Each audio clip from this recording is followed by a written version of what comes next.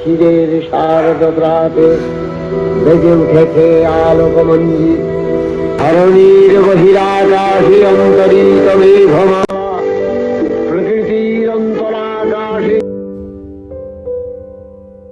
সবাইকে জানাই শুভ মহালয়া। মা আসছেন অশুভ শক্তির বিনাশ করে শুভ শক্তির জয় করতে। এখন বাজে সকাল 6:30। তো বাড়িতে যখন মহালয়া শুনতাম দেখতাম যে ঠাকুমা আর মারা এরকম একটা আগে ঠাকুরের কাছে ধূপকাঠি আর একটা ফুল দিয়ে দিত, তারপরে মহালয়া শোনা হতো। আমিও সেটাই করছি, এখানে একটা ধূপ জ্বালিয়ে দিলাম আর ঠাকুরের কাছে একটা ফুল রেখে দিলাম, তারপরে মহালয়া শোনা শুরু করলাম। কাল রাতে শুতে বেশ অনেকটাই রাত হয়ে গেছিলো, সেই জন্য আজকে আর ভোরে উঠতে পারিনি, তাই সকাল 6:30টার সময়তেই মহালয়াটা চালিয়েছি। আর এদিকে একটু চা বসিয়ে দিলাম, একটু আদা থেতো করে দিয়ে দিলাম, আর চলো একটু তুলসী পাতা তুলে আনি। এইখানে তুলসী পাতার বীজগুলো উড়ে উড়ে এসে দেখো কত তুলসী গাছ হয়ে গেছে। প্রতিদিন সকালে এখান থেকে কয়েকটা তুলসী পাতা তুলে নিয়ে যাই, আর সেটা দিয়েই ওই আদা আর তুলসী পাতা দিয়ে চাটা বানাই। সকালবেলায় এই আদা তুলসী পাতা চাটা খেতে বেশ ভালো লাগে। গলা বসে থাকলে সেটাও একদম ঠিক হয়ে যায়, আর ঠান্ডা লেগে থাকলে তো খুবই উপকার করে এটা। এবার তুলসী পাতাটা একটু ধুয়ে নিয়ে তারপরে এই জলটার মধ্যে দিয়ে দিলাম। এবার বেশ একটু ভালো করে ফুটিয়ে নেব, আর তারপরে একটু চা পাতা দিয়ে আবারও একটুখানি ফুটিয়ে এই চাটাকে ছেঁকে নেব। চাটা খেতে খেতে আগে মহালয়াটা পুরোটা শুনবো, তারপরে বাকি কাজ সমস্ত কিছু করব। এদিকে চাটা ছেঁকে নিচ্ছি।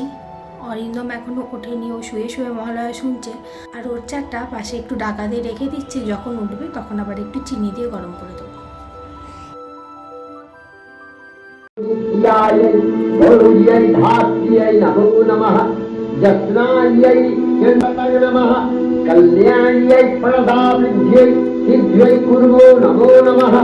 এখন বাজে সকাল 9:30, আর মহালয়া তো এখন শেষ হয়ে গেছে, তাই ভাবলাম যাই রান্নাঘরে গিয়ে আজকে জলখাবারটা একটু বানিয়ে নিই। আজকের জলখাবারে করছি একটু আলু চচ্চড়ি, আর সাথে করছি পরোটা। পরোটা দিয়ে আলু চচ্চড়ি খেতে খুব ভালো লাগে, অনেক দিনই খাওয়া হয়নি পরোটা আলু চচ্চড়ি, তাই ভাবলাম আজকেই করে ফেলি। আগে যখন ছোট ছিলাম তখন ভোর 4টের সময় ঠাকুমা রেডিওতে মহালয়াটা চালিয়ে দিত, আর আমরা তখন ভাই বোনেরা উঠতাম না, আমরা ওই টিভির মহালয়াটা দেখবো বলে বসে থাকতাম। তখন ওই 5টা আর 5:30টায় এরকম দুটো টাইমে টিভির মহালয়াটা শুরু হতো।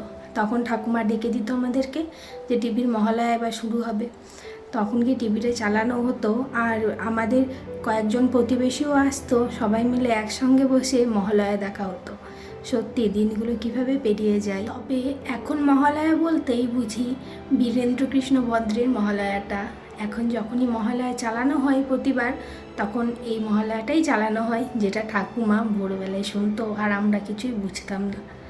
এখন মনে হয় সেইটাই হচ্ছে আসল মহালয়া, যেটা ওই ভোরবেলায় শুনলে মনটা এত ভালো হয়ে যায়, সে আর বলার কথা নয়।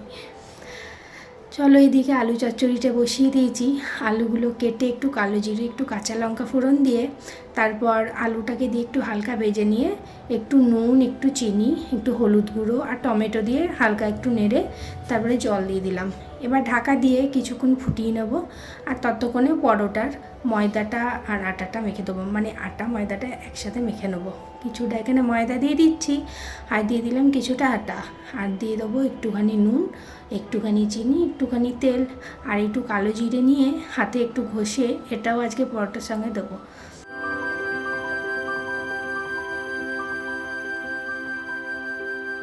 পরোটার আটাটা মাখা হয়ে গেছে। এদিকে এগুলোকে লেচিগুলো একটু কেটে নিই, একটু বড় বড় করে লেচি করছি। এটার আমি একটা খেয়ে নেবো, আর অরিন্দমের দুটো দিয়ে দেবো, আর বাকি একটা রেখে দেবো। এদিকে আলু চচ্চড়িটা দেখছি হয়ে গেছে, আর আলুগুলোও ভালো বেশ সেদ্ধ হয়ে গেছে। টমেটোগুলোকে একটু খুন্তি দিয়ে দিয়ে গলিয়ে দিচ্ছি, আর কয়েকটা আলু ওই খুন্তি দিয়ে ভেঙে দিচ্ছি, তাহলে বেশ ভালো হয়, ঝোলটা একটু গাঢ় গাঢ় মতন হয়। আর উপর থেকে একটু ধনেপাতা দিয়ে এটাকে নামিয়ে নেবো এবার, আর তারপরে পরোটাগুলো একে একে ভেজে নেব। পরোটাটা একটু কম তেল দিয়ে ভেজে নিচ্ছি, বেশি তেল খাওয়া তো আবার ভালো না, তাই এখন একটু কম তেল দিয়েই রান্নাবান্নাগুলো করার চেষ্টা করছি। চলো এই পরোটাটা হয়ে গেল, এবার এইটাকে নামিয়ে নিয়ে আর একটা পরোটা এখানে ভেজে নিচ্ছি। এই পরোটা তেলটা আবার একটু যেই বেশি পড়ে গেছে, সেই পরোটাটা দেখছি ফুলে উঠেছে, আর আগেরটা একটু কম তেল দিয়েছে বলে সেটার ফোলেনি অতটা। আজকে তাহলে এই পর্যন্তই, আবার দেখা হবে অন্য দিন অন্য কোনো এক ভিডিওতে। ততক্ষণ সবাই খুব ভালো থাকবে, সুস্থ থাকবে।